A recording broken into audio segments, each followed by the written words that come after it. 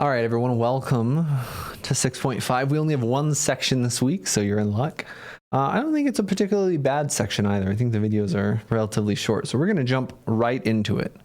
Okay, so if we have a function, f of x is equal to b to the x, and some other function, log base b of x. These two functions have a very special relationship right here, okay?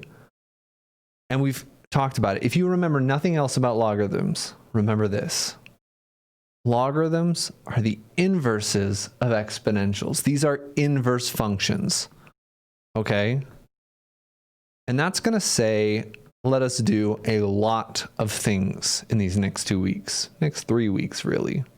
All right? Logarithms and exponentials are inverse functions of each other.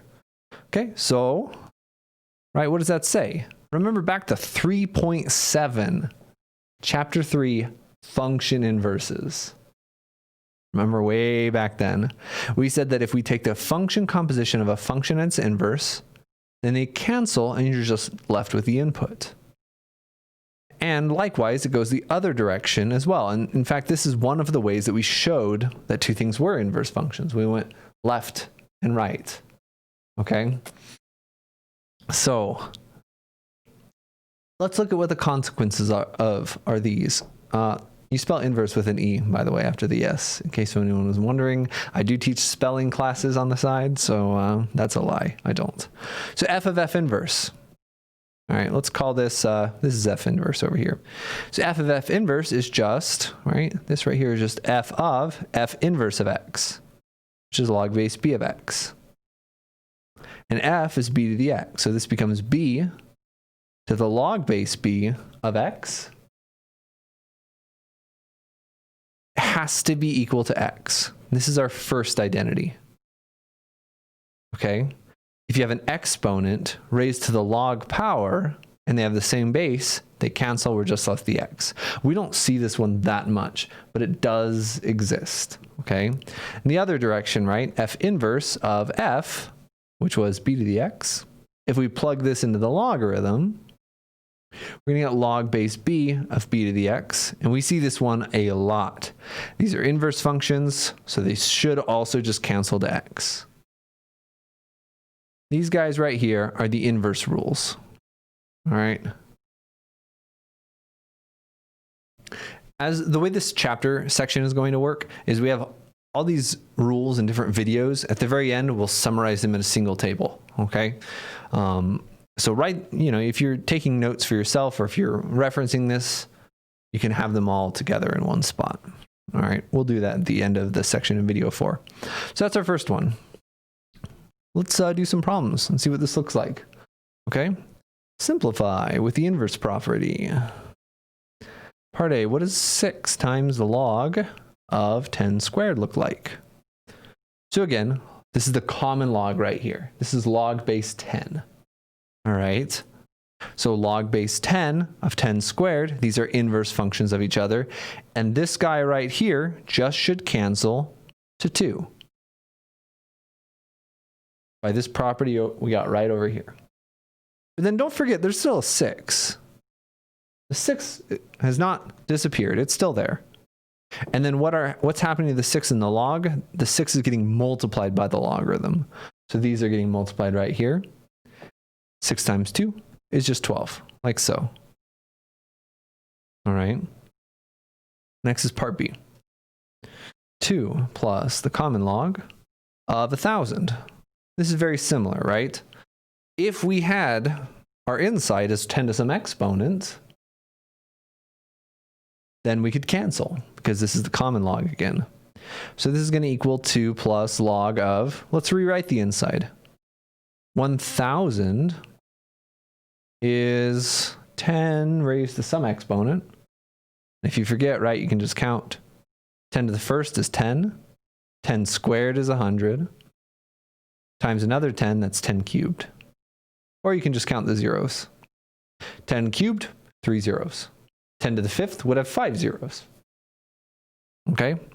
Now we use this property again. Oh, they cancel. The 2, still there from before. These cancel to become 3. All right. and it's 5, which is a much simpler way to write 2 plus the log of 1,000. 5 is definitely simpler.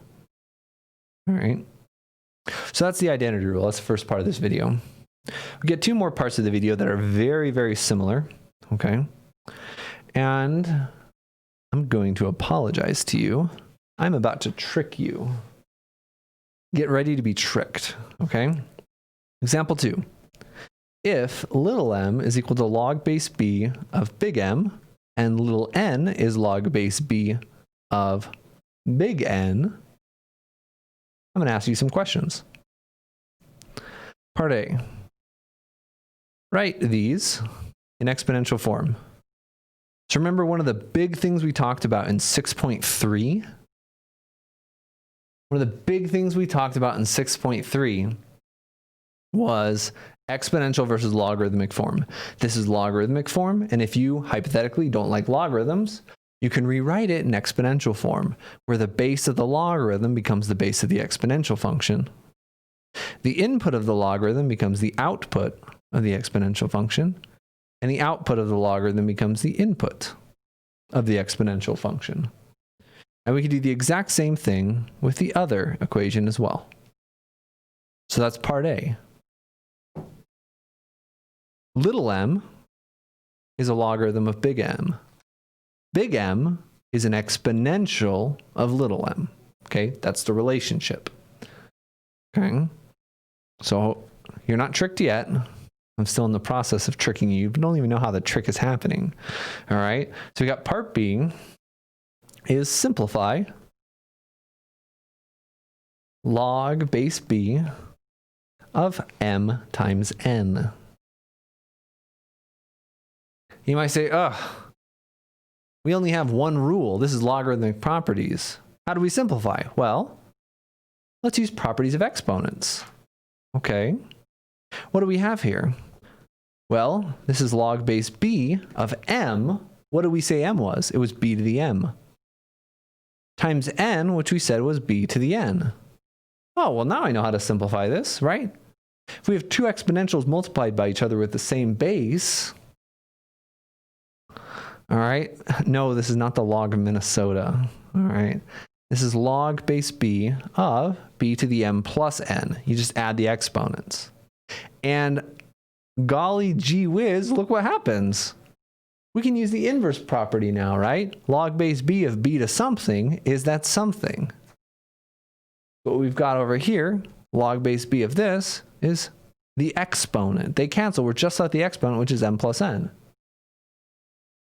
And lo and behold, you have been tricked. We have just derived the product rule. Okay? The logarithm of a product is, what is m?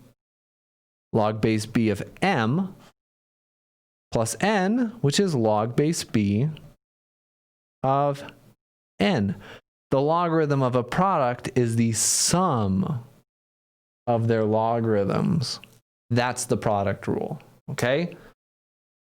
And that's where it comes from. All of these rules we're talking about today are just following directly from inverse functions and properties of exponentials. Okay? So, let's summarize these. Product and quotient rules. So the product rule, we just wrote that down. The logarithm of 2 things multiplied by each other is the sum of their individual logarithms. We can split up multiplication into addition. We cannot go the other way around. If I had m plus n here, I don't know. Okay? There's nothing there. All right. But this is there. The quotient rule is very similar, and we could prove it almost identically. We're going to just subtract their individual logarithms. Okay? So these are the 2 more rules. And now we're ready to finish off this video with a couple examples. All right? So we're going to separate some logarithms and we're going to combine some logarithms. So example number 3. Separate or expand the logarithms. The wording is not super important, but we want to expand some logarithms. And there are some times where we want to expand logarithms. Get things isolated and individual is useful. There's other times where we want to put them all back together. We'll talk more about when to do each one in the next section, so tune in next week. All right. Anyway, part A. Log base b of 3x times 3y.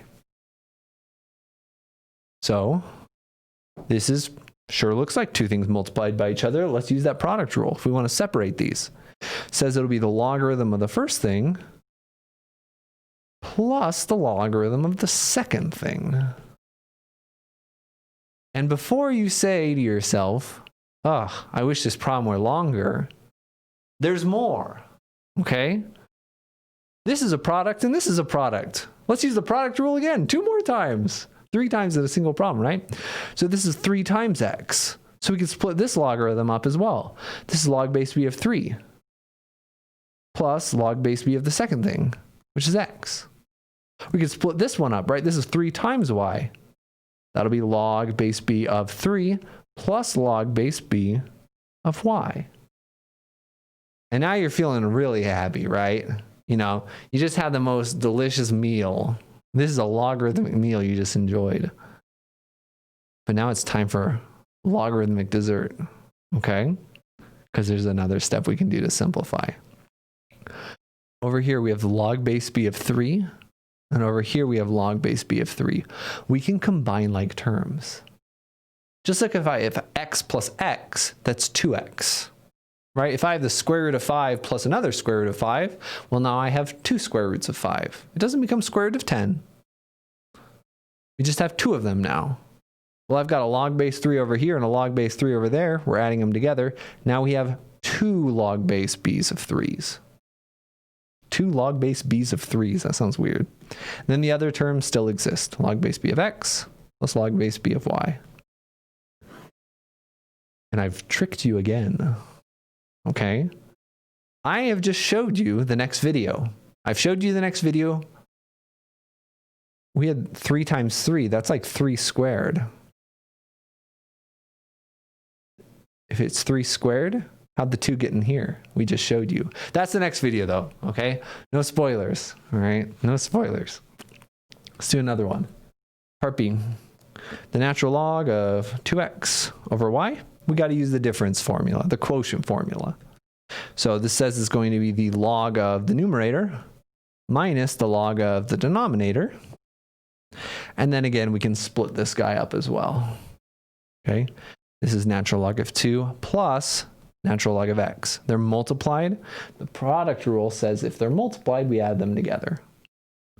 If the insides are multiplied, the outsides get added. And then we still have that ln of y tagging along at the end. And again, there are some situations where we want to separate. Notice we're not saying simplify, like maybe separate and simplify, but separating and combining, one is nicer in certain situations. Just modifying, okay? Moving things around. Use the thing when we want to use it. All right, example 4. And goodness, this video is longer than intended, but it's almost done. And it'll be the longest one for this section. Combine into a single logarithm. So in this one, we're just doing the opposite of what we just did. Okay? First we separated logarithms, we expanded them. Now we're going to combine them, put them all together. Okay? So part A is going to be log base 2 of 3 plus log base 2 of x minus log base 2 of y. And now you can do these in a single step or multiple steps. It's up to you. Just be very careful if you do it in a single step. So I'm going to do it in multiple steps. So first, let's combine these two things. We have the logarithm with the same base. Both have base 2. Their logs are getting added. So the product rule says we multiply their insides. This becomes log base 2 of 3 times x.